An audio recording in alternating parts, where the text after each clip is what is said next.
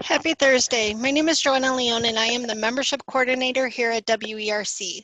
I, along with our presenters for Metricity, would like to thank you for taking time out of your schedule to join us for today's presentation. Slotting Optimization, Identifying Needs and Sustaining Benefit. Today's webinar is being recorded and all participants are in listen-only mode.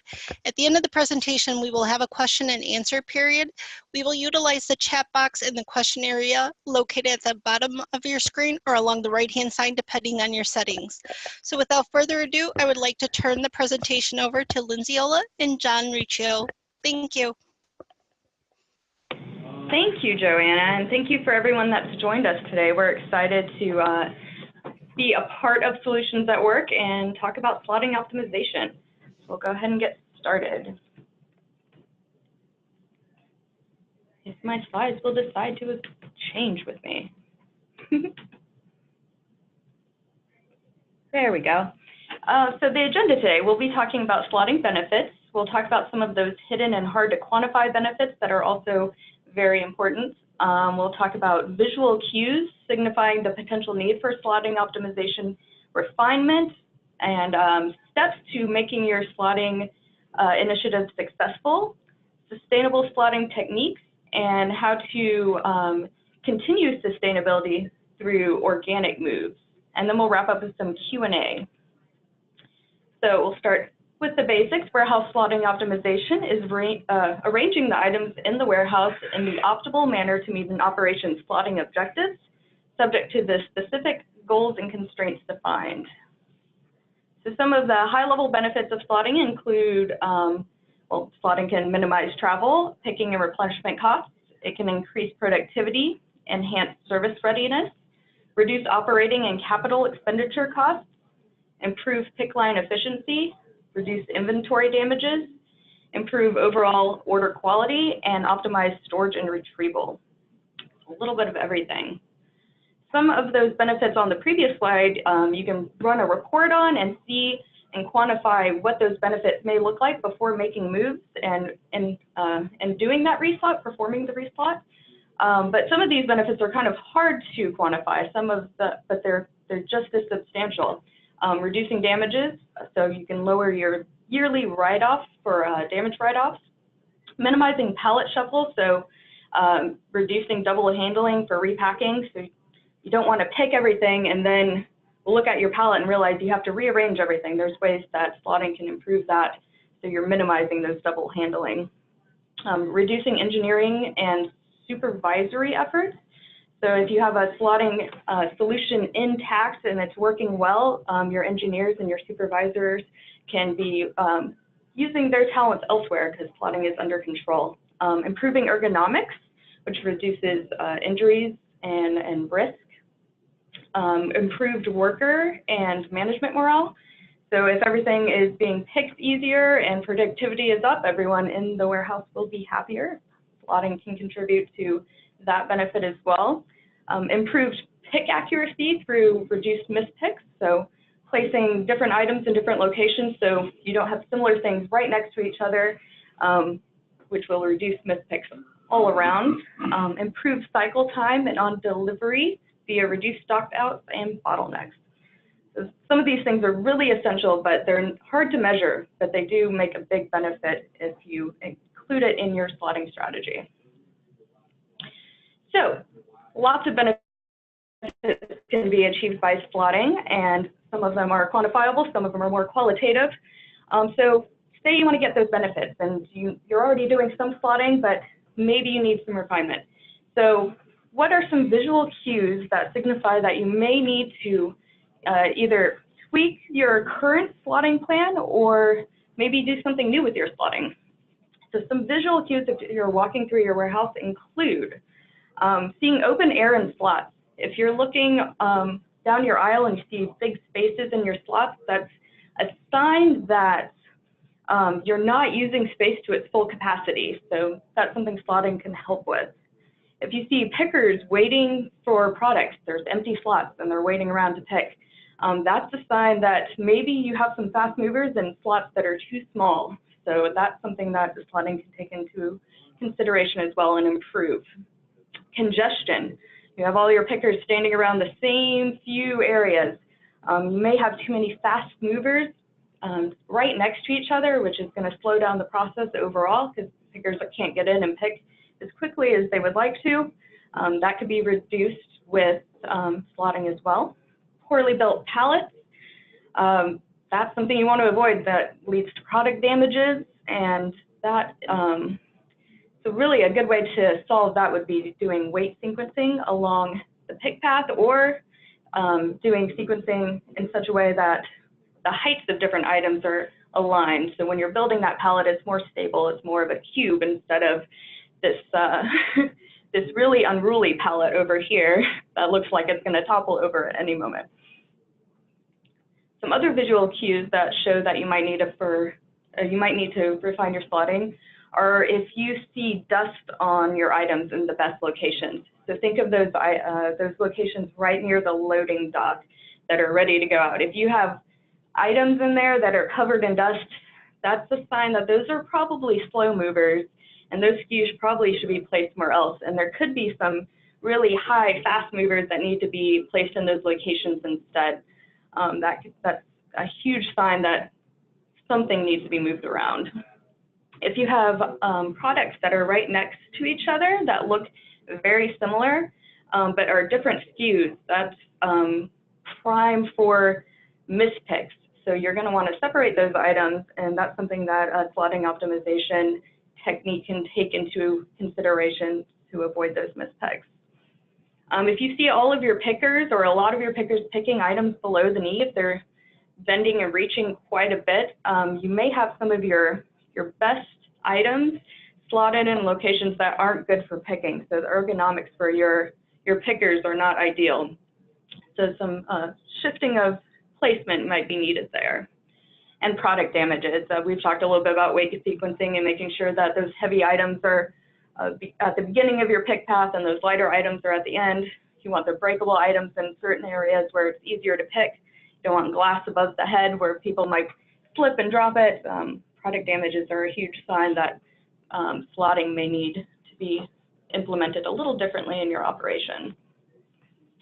A few others, these two kind of go together, the items of various heights and sizes along the pick path, or you see your people on the shipping dock rebuilding or consolidating your pallets and redoing everything. That's a sign that your pick path has items that aren't matching next to each other, so they're not the right heights to make a solid square pallet, or they are different sizes, they're stringed different sizes, or the weight sequencing hasn't been working out properly. So those are things you can avoid by just optimizing your pick path. Another thing that you want to avoid is hazardous or flammable items not in the proper zones. Think of anything flammable needs to be under a sprinkler rack or something like that. Slotting and having a slotting optimization scenario makes it obvious that these items are not where they should be, and it can help you correct that very quickly. If you see in your operation your forklift consistently going to those top levels, that's going to be a longer pick time because those forklifts are going to have to stop and then go all the way up to pick and come back down. You can have faster pick times if you're not doing that as often. So that's a sign that some of those top items need to be moved to a better location so they can be quick or picked more quickly and efficiently. All right, so you know the benefits and you have those visual cues showing that maybe you need to refine your slotting. So what steps need to be taken to make your slotting initiative a success? So you want to evaluate your operational slotting needs. We've talked about a few of those. Maybe you want to slot for velocity so you can improve productivity, weight sequencing, ergonomics. All of those things can be taken in consideration. And then you want to select the right technology or solution to fit your needs. So there's a bunch of different options out there for larger, more complex operations. Slotting optimization software may be the way to go. Sometimes with smaller SKU counts and things that are a little less complex, spreadsheet tools will work well. Another option would be to bring in a consultant to come and perform the slotting for you. Maybe you only have to do it once or twice a year, and that would be best suited for improving your slotting. And then once you decide the right technology, you want to dedicate the best resources to implement your solution. So you want buy-in from all the right people. You want your people on the floor to be involved so they can help shape your strategy. You also want buy-in from people in the executive level to make sure that the operation and the initiative will be successful. And then you want to make sure you have all the right IT involved, especially if you're going to do a software application. So once you have all those things in place, you want to determine your slotting goals and objectives. We talked about a handful of those. You may want to increase picking productivity, improve space utilization, improve ergonomics. Maybe you want to do product grouping or reduce damages, reduce travel, reduce replenishment. Maybe you want to do like 3 of these or all of them. So that's something to think about. So once you've decided what strategy you want to go with, it's very necessary. It's one of the most important things is to ensure that your data is accurate and available for what initiatives you have planned. So think of appropriate dimensions for each of your pick units. If you want to do pallets or cases or individual picks, each picks. Slot sizes are essential. You want to be able to match those items to the right slot sizes. So having the dimensions of both things is essential for making your slotting initiative a success. Having velocity history is very helpful, and forecast data. And from there, once you know you have your data as close to as accurate as possible, you want to go ahead and develop your slotting strategy. So think about your goals, which ones are most important to you. Make sure you're including your different restrictions and your constraints. So keeping those heavy items in places at chest level so they're easy to pick, or not putting them over your head. Making sure that those flammable items have their sprinkler racks and everything else that may be taken into consideration. Different temperature zones for food, that sort of thing. So once you have an idea of what you want to do, it's a good idea to compare alternative scenarios. So maybe build out 2 or 3 different options, and from there perform some what-if analysis and decide, if I had made these moves last week, would I have performed better based on what I'm looking to do? And then once you're there and you've decided on the correct initiative to move forward with, you make your moves and you do the reslot, and then from there you want to make that solution sustainable. So I'm going to hand it over to John to talk about the sustainability aspect of slotting. All right. Thank you, Lindsay. I'm excited to talk through kind of the ongoing steps for sustainable slotting. Lindsay's given us a good overview of the opportunities, the steps for success, how to do the heavy lifting to get your slotting strategy to where it needs to be. Now I'm going to talk through the importance of sustainable slotting, along with some techniques that are out there in the industries to get the most on an ongoing basis. So first of all, what is sustainable slotting? Oftentimes we hear people talk about maintenance moves versus a full reslot. So a full reslot involves making many moves or almost all of your items moving to the fully optimal locations. This is often needed when a current state slotting is out of alignment with your operational goals, constraints, and you've identified some of the big opportunities that Lindsay was just talking about. Oftentimes, this is the go-to strategy for either seasonal or periodic reslots in industries where it really starts to hurt that your slotting is getting out of tolerance. Sustainable slotting is the follow-up approach. So it's based on new, timely velocity changes. You're oftentimes having different SKUs go to dead stock. They're no longer being ordered. You have forecast data for new items that are picking up, whether it's seasonality or whether it's new items coming into the mix. Whatever it is, you're definitely going to have to do some level of sustainable slotting. And the frequency of that, the magnitude of how many maintenance moves you're going to have to make a day, a week, a month, it's going to depend. It's going to differ by industry, and it's going to differ even by time of year. But keeping up with the defined slotting rules as the demand and the mix changes facilitates the retention of all the gains that you get, all of those opportunities that you're going to solve with a large reslot. Well, we want to sustain those benefits over time. So you can see the graph here on the blue area under this curve. So this illustrates a large single reslot accomplished quickly versus resets done over time. So the top of the curve here, you can see a line that's slowly showing a reduced cost of selection, so your pick cost. If you're doing small resets over time to get from your current state to your goal state, you'll see incremental improvements, small reductions in cost over time. That's that top line versus the quick reset. So that big reduction in selection cost, that great improvement in picking productivity that you can deliver quickly might require bringing in a whole shift or a weekend shift of folks on an off cycle to really do a full reslot in a short amount of time. And then coming in on Monday, first shift, second shift, they can immediately see the productivity benefits paying off. Now, the difference between those two, you can see, is the entire area under the blue curve. So we do a quick reset at the beginning of a season, and that next line labeled the degradation of your reset results, slowly, because of the changes in velocity forecast, because of the seasonality, we're slowly going to degrade those benefits, those selection cost results, until we end up at the same point as our slow reset done over time. And that's how we can see our picking productivity go through these cycles, these ebbs and flows. But the big message of this graph is to show there is a lot of opportunity and a lot of cost savings to be had if you do a large reset. Now, there's going to be some resource requirements invested on the front end, but they'll pay off quickly in ROI based on the picking productivity improvements.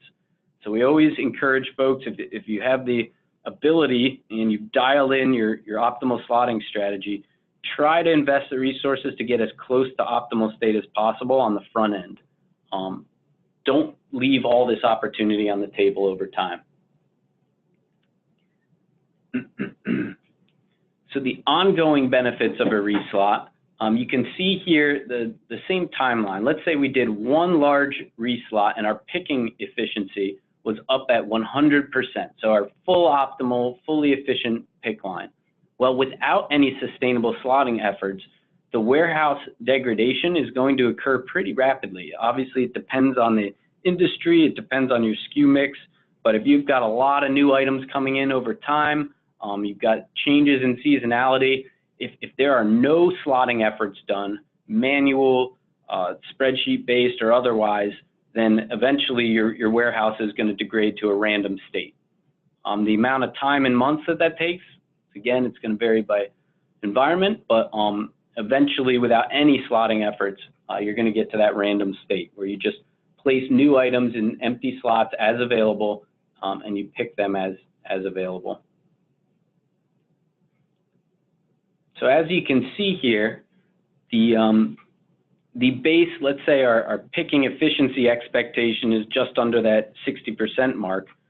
After a large reslot, we might see our team is really exceeding goal. They're picking well above the efficiency, but it doesn't take long. 2 months later, if there are no slotting efforts performed, you're quickly experiencing degradation of results and very low picking productivity for the rest of the year. That's usually when it's easy to identify, hey, we need another seasonal reslot, which brings us to the next graph. This may be a familiar model, a familiar process to many of you out there, which is reslotting quarterly or periodically to deliver more potential savings over time. You can see here where that average picking efficiency comes at in the 50% mark. It comes because in the beginning, a month or two, we're in the green. We're picking at great efficiency after a large reslot. But then our randomization starts to come in, our slot assignments get out of tolerance. We've got folks incurring a lot of horizontal travel to get to the lower, less prime slots in the building, our replenishments are going through the roof, and the executive team says, hey, it's time for another reslot. Or maybe this is a planned quarterly reslot based on the seasonality or the trends in velocity changes. But here you can see everything under that red curve, potential lost productivity. But there's another way of looking at this. Everything under this green curve is the true potential of sustainable slotting. So if you had a full-time team dedicated to going out and making moves every day to keep items in their fully optimal locations, those full optimal locations may change depending on the changing velocity forecast of your items. But if we hypothetically stayed within full tolerance of our goals and constraints, we could achieve this 100% optimal pick line efficiency year-round. Example here might take 500 maintenance moves per week. That's a relatively high frequency of changing velocity, but not unrealistic for some folks in environments where there's tens of thousands of SKUs, and many of them are discontinuing, and many new items are coming in day over day, week over week. But by making these maintenance moves, you can achieve nearly perfect slotting and sustain the picking productivity savings over time. So some of the techniques that exist out there, we can often isolate a particular problem in our facility and kind of isolate a specific slotting strategy to find the problem items, to lock down items that are good enough, but find certain items that can give us good bang for the buck, good cost benefit of identifying and performing a small number of moves over time. So a replenishment fixer is a popular strategy. Oftentimes it's easy to identify when replenishments are out of tolerance, because you'll have fast movers in small slots. Maybe they used to be a slow one hit a month, but because of seasonality or because of the popularity of a specific SKU, it's now a high hitting, high velocity item, and it's pulling a lot of replens to a location. Now that can cost you in replenishment labor, but it can also cost you on the picking side of the operation, especially if you have stock outs and it's holding up shipping outbound orders. It can hurt in more ways than one. So replenishment is often a pain point that many clients in various industries are looking to solve first and foremost. The replenishment fixer approach will often maintain a full reslot by making only the highest value replenishment moves. It handles the worst offenders while still following a high-level slotting strategy. So like I mentioned, fast moving, usually it's fast cube volume moving items. So you might have fast hitters appearing on a lot of lines per order. You might have fast unit movers, but those two metrics alone don't always dictate which are your high replen items. A calculation for cube movement often correlates better to the items that are really hurting from a replenishment standpoint. So cube movement would be the total units moved times the cubic volume of a handling unit, of a pick unit. That cube movement tells us how much volume we're cycling through, how many forward pick locations have to be turned and replenished on an ongoing basis. So redistributing these worst offenders can improve overall replenishments while keeping the overall slotting strategy intact. On the next slide here, we have a visual indication of how a replenishment fixer type strategy would work. You can see in the small case flow slots there, we've got purple, low replenishment items, so probably your dead stock or your slower cube volume moving items, whether they have low hits, low unit movement, or they're just really small SKUs that don't turn a lot of cubic volume. You can see those purple items don't really deserve the large pallet rack slots on the bottom. So what we've done and what what's often done out there in the field when we need to identify low-hanging fruit, best bang for the buck replenishment moves, is we'll identify, hey, where are our prime slots and what are our purple low replen items? Where are they currently sitting in those slots? And we'll check those 5 purple SKUs in those full pallet locations on the bottom. They probably don't really deserve those full pallet locations. And we can evaluate our small case flow slots and identify which are the highest replen per period items based on the slotted unit count and the unit movement per week. How many replenishments is this particular item slot pair assignment requiring? So we can evaluate 1, 2, 3, 4, 5 red items in our small slots and see, do any of these swap or deserve those larger pallet rack locations? And basically by locking out all the other items and just considering these top and bottom offenders, we can find the most efficient swaps to deliver efficient moves, assign maybe one person during an off shift or at the end of a shift to go kind of do cleanup maintenance moves to keep your replenishments under wraps.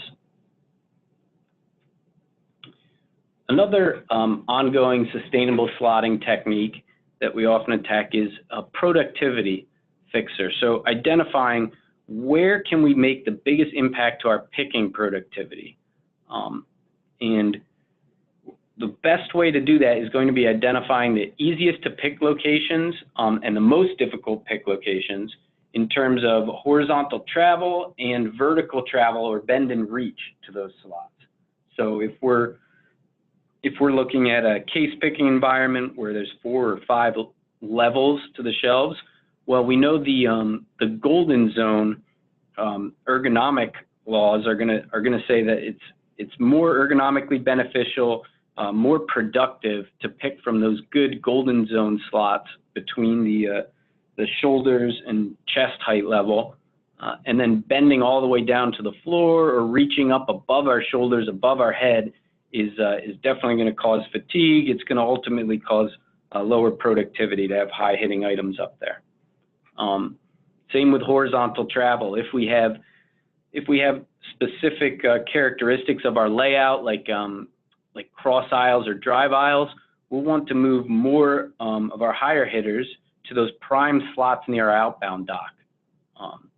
Slower picking items can be relegated to the back half of the warehouse or the back ends of aisles where we have a cross aisle, we can cut through. We don't need to necessarily travel back there if there's no items picking back there. So identifying where your best slots are, where your lower average pick slots are. Sometimes that can be a complex exercise to kind of evaluate that trade-off between bend and reach and horizontal travel. But identifying those to begin finding the best moves to improve productivity on an ongoing basis is going to be key. So we're going to redistribute the worst offenders to improve the overall picking productivity while still adhering to all of our rules and constraints. Utilizing reserve locations. So another slotting technique for sustainment comes into play when you don't have a sufficient number of dedicated forward pick locations to give every SKU, every item a dedicated home in your warehouse. Now, oftentimes we have layouts and configurations where the floor level is our dedicated forward pick, and we keep reserve storage above floor level in full pallets or partial pallets. But we know that our floor level dedicated spots are hot commodity, low pick cost, and we want to get as many of the high hitting, high cube moving items in those forward pick locations at easy access for our pickers to keep their productive LPH or units per hour numbers high. The technique of utilizing reserve locations offers a solution for folks that have more SKUs than available floor space to put them, and they want to identify just the fastest movers to get down in those forward pick locations and relegate slow movers to pick and reserve status, or oftentimes I hear the term PIR, dynamic pick and reserve assignments. So we're going to try to relegate just the slowest moving items into reserve, and we're going to prioritize that usually by hits, or some calculation based on hits, or a comparison of hits and cube volume movement, to understand how we can get the most hits into our forward pick locations and relegate the least number of orders to have to go up and pick in the air in reserve. Or maybe it's not in the air, maybe you have to drive to a whole different section of your warehouse to pick items in reserve storage. So that kind of wraps up the designation between forward and pick, and some of the main strategies that we see people using to identify just the most bang for the buck moves, the highest impact sustainable slotting techniques. Those are the three big ones. Awesome. Thank you, John. So another technique to ensure that your solution is sustainable, your slotting is sustained and you're going to continue to see benefits, is using organic moves. So I'll define those for you. I think most people are familiar with a conventional reslot move. So that's a move made by relocating existing inventory from one slot to another to improve its location based on your defined operational objectives. This is important to perform a reslot in most cases, and it's essential to get the benefits you're looking for from that reslot. But as you know, that often results in additional handling of that item to get it to its prime location. So another way to make moves is to do an organic move.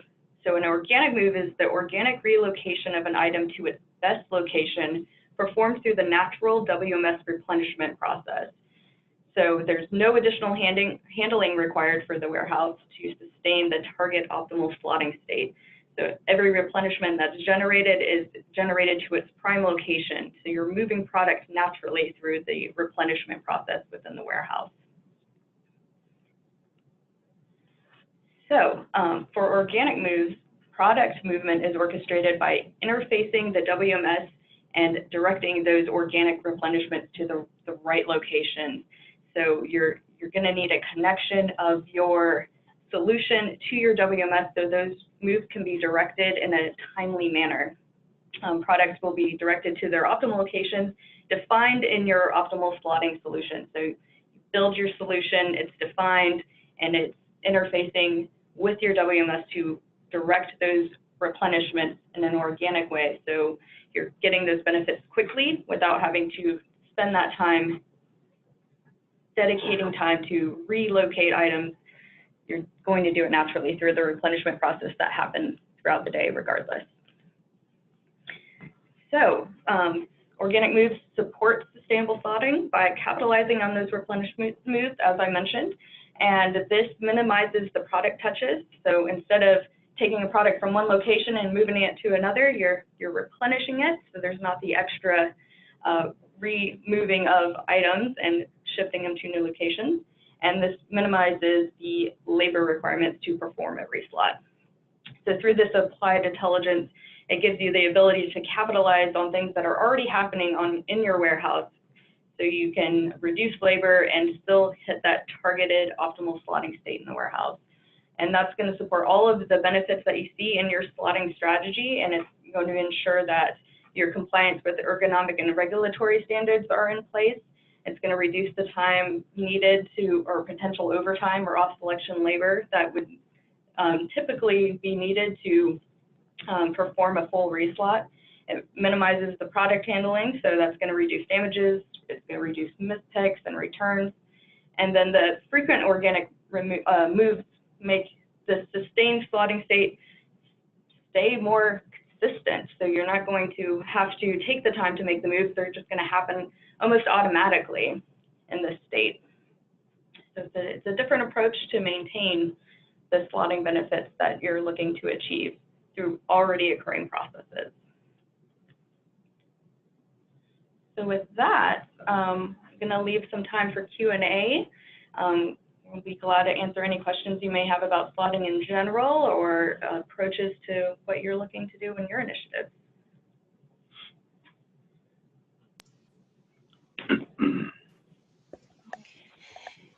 Perfect. As a reminder, for recording purposes and the benefit of all of our audience, we are using the chat box and question area. So please feel free to type in your questions and we will answer as many as we can in the remaining time period.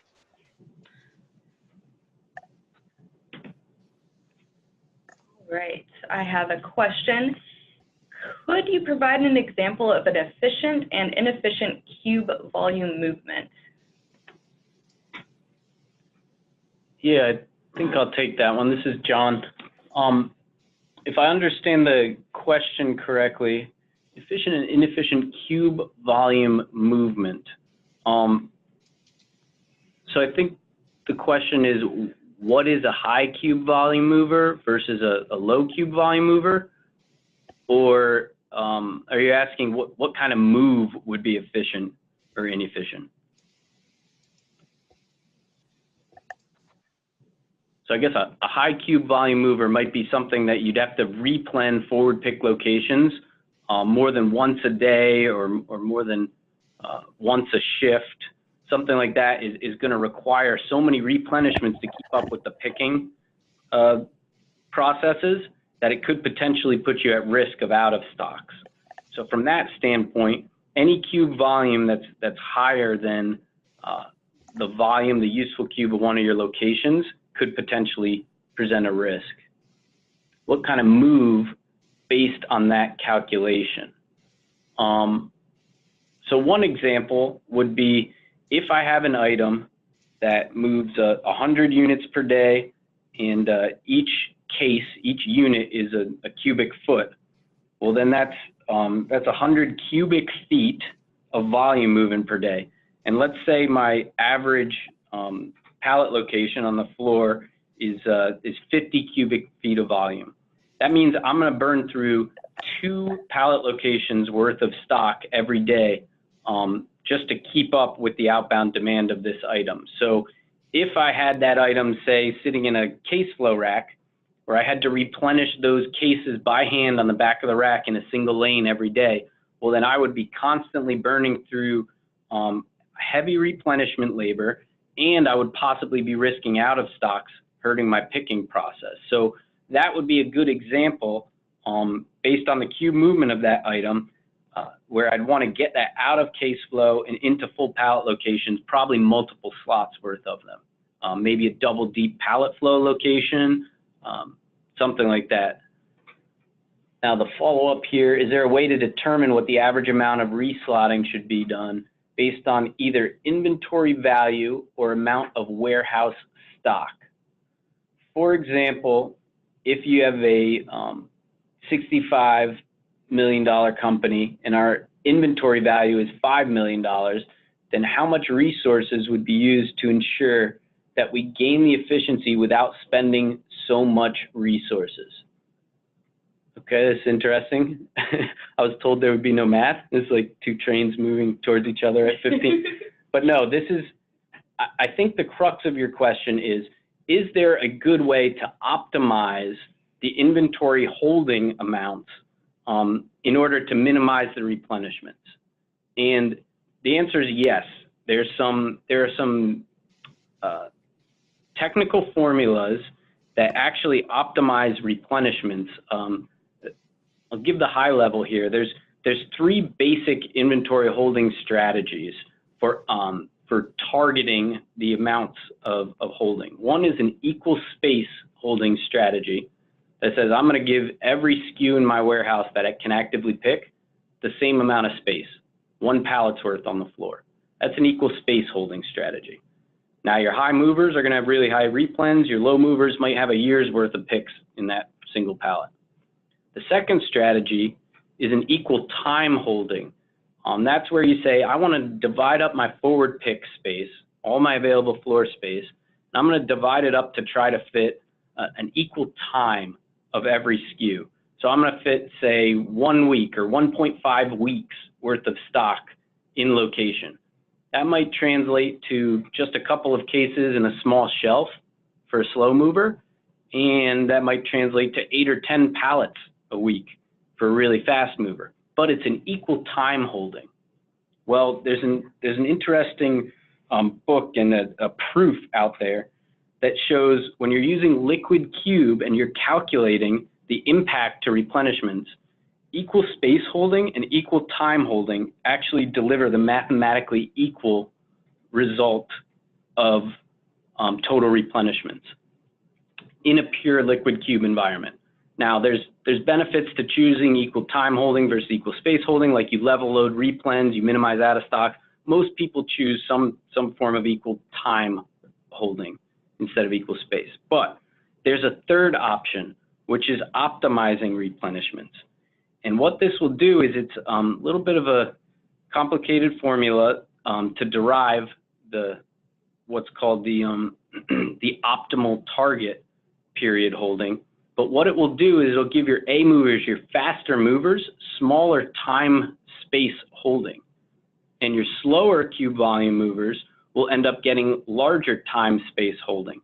And based on that optimal formula, you can actually determine unique target period holdings for every item to optimize the minimum number of replenishments. Hope that answers that question in depth. Can you address the relative benefits of dynamic versus static assignment of SKUs to slot bins for slotting? Good question, John. So I guess dynamic versus static assignments, dedicated assignments, some folks refer to static. Dedicated assignments, you know the same SKU is always going to be in the same location. It minimizes the number of moves. You can more sustainably predict based on historic velocities or forecasted velocities. You can keep the same SKU in the same location over time and benefit your overall picking productivity and your replenishment reduction. In dynamic environments, it's going to fill the first empty location in a certain range. So unless you restrict your dynamic ranges with clever restriction groups for highest movers, slowest movers, what inevitably is going to happen is you're going to have an empty slot and a bad item is going to get prioritized and grab that space. And then when your good item comes back and needs a slot, it's going to end up in a worse location, thus degrading the overall productivity for picking, for replenishments, etc. So in general, we want to dedicate as many static, dedicated locations as possible when delivering an optimal slotting strategy. But for slower movers and when you have environments where you have a much larger SKU count than locations available, some amount of dynamic storage is going to be needed. Also, when your inventory holding volumes are very variable, when they're constantly going up and down, you're going to need some amount of dynamic storage for reserve stock. That's definitely an advantage to having large dynamic reserve areas. What's the book you just referenced? Good question, Christopher. The book I was referring to was Warehouse Science by Georgia Tech professor Bertoldi. It is, I believe, a free download available. Sorry, I don't have the website off the top of my head, but if you follow up and contact us, we can definitely get you a link to download Bertoldi's Warehouse Science book. There's a lot of good formulas in there. Optimizing targets, labor efficiency is another great one when it comes to how much forward pick space should I dedicate, given my SKU mix, given my available layout. There's a lot of good material in that free download. So Warehouse Science by Bertoldi.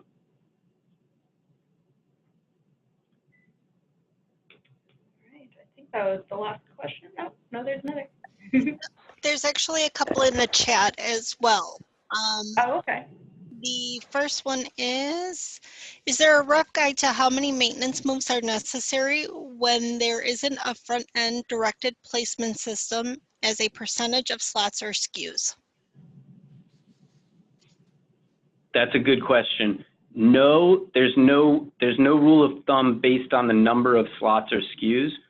What it's going to be based on more is your order profile. So what is the acceleration or deceleration of these SKU velocities?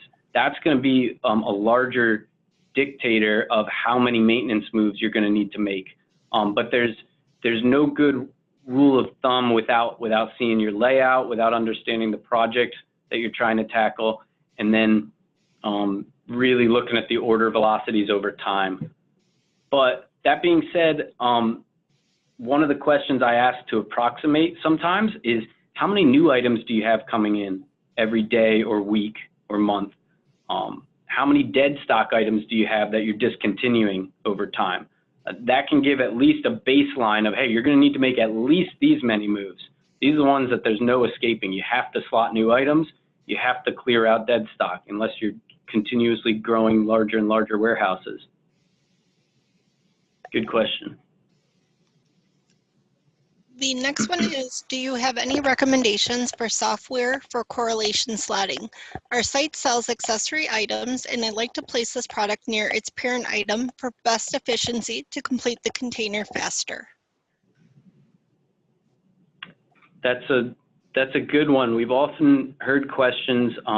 Correlation slotting, there's a couple other terms for that. I've heard SKU affinity is a term I've heard used before.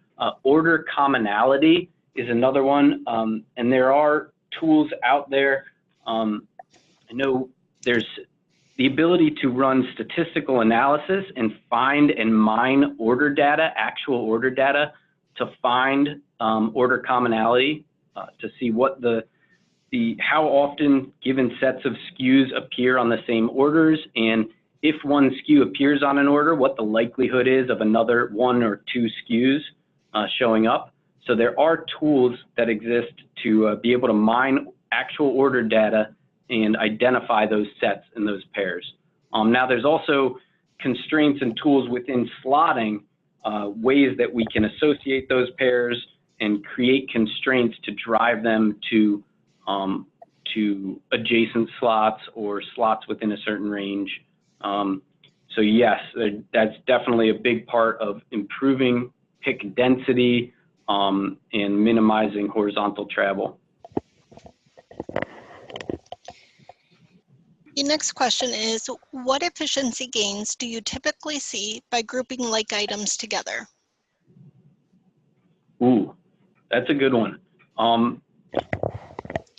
What we often do in most of the implementation projects I've worked on is when we layer on that constraint for order commonality or for grouping, what we'll do is we'll run kind of before and after simulation analysis to say, what is my overall picking productivity if I order and simulate the picking process of actual orders before I layer on this constraint and then after I layer on this constraint. And really it depends on the SKU count. It depends on how many items are showing up like that, but it could be, I guess, between 1% and 5% normally.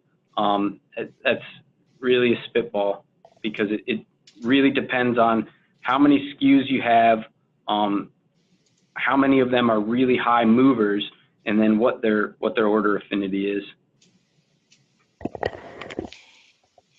The next question is, should the WMS organically generate reslotting requirements, or if it should this be manually adjusted based on heat map requirements? So I think the origin of that question, I've heard of WMS capabilities before that kind of emulate what we were talking about with organic moves, where what it really is a dynamic process that finds the next available empty slot when an item needs to replan. That's what we've seen in the past in a lot of these WMS capabilities. And what that is it's really kind of a pull process. It's finding when there's a replenishment, what location is empty. And the problem that exists with that is kind of like I was talking about with the dynamic locations, is you're going to have, based on what item is up in the replen queue and what locations are empty, you might have less high velocity items eating up kind of garbage or prime locations. Now, what Lindsay was talking about in some of the more sophisticated organic moves technology is when a location goes to empty, instead of just seeing what items are up in the queue and replenning them, it will actually tell the WMS that the target optimal SKU to put in this location is SKU ABC. And then it will pull that specific SKU, that's the full optimal destination SKU for that location, into that slot. And it will pick out the residual from wherever it used to be, thus creating an organic move to the optimal location. It's much more of a pull strategy that's putting the correct SKU in the slot as the slot goes to empty. This strategy yields much faster benefits and more optimal solutions than the traditional kind of pull strategy of just dynamically reassigning replens. We have time for one more question, and any additional questions that we did not get time for, we will go ahead and make sure we pass them on to our folks at Apptricity, and they will be happy to reach out to you after the conference. The next question is there a general rule of thumb or threshold for deciding when to slot a top 20% SKU to a non-golden zone location, but closer to outbound operations versus putting a SKU in the golden zone, but further away from outbound? For example, poor ergonomics, shorter travel versus good ergonomics / longer travel. If I understand that question correctly, it's a deeper dive expansion on how do you calculate the trade-off of vertical bend and reach versus horizontal travel. Okay. That's a great question. I know in certain software packages, that is an automatically calculated field on the slot attributes based off of whatever the horizontal travel speed is, what the time to pick per level is, what the units per pick are. There's also some advanced capabilities to actually run order analysis of specific items in locations to calculate with and without specific lines on order analyses to find what the marginal pick cost is of every location to get exact, precise, actual trade-offs of slot versus slot. But yeah, it's a little bit more complex than just the traditional rating, where we often have folks just looking at heat maps and making their own productivity wedge diagrams with primary ratings on them. Well, in more technically advanced software packages, we can calculate that for you based off of the proper inputs. Perfect. Go ahead. Sorry.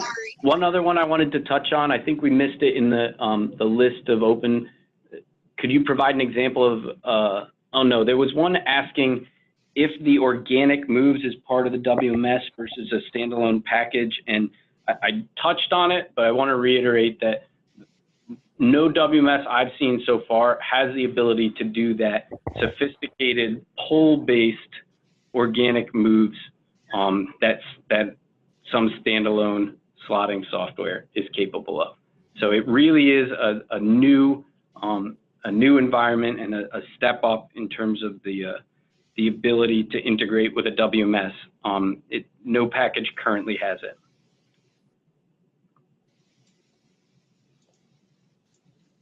Perfect. Thank you so much for joining us today. On behalf of all the attendees and the WERC staff, thank you for sharing your expertise with us. We want to thank everyone for participating in today's webinar.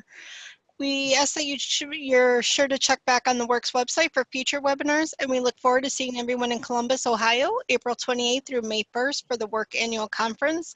And on behalf of the presenters and the entire WERC organization, thank you again for joining us today and enjoy the rest of your day. Goodbye. Thank you.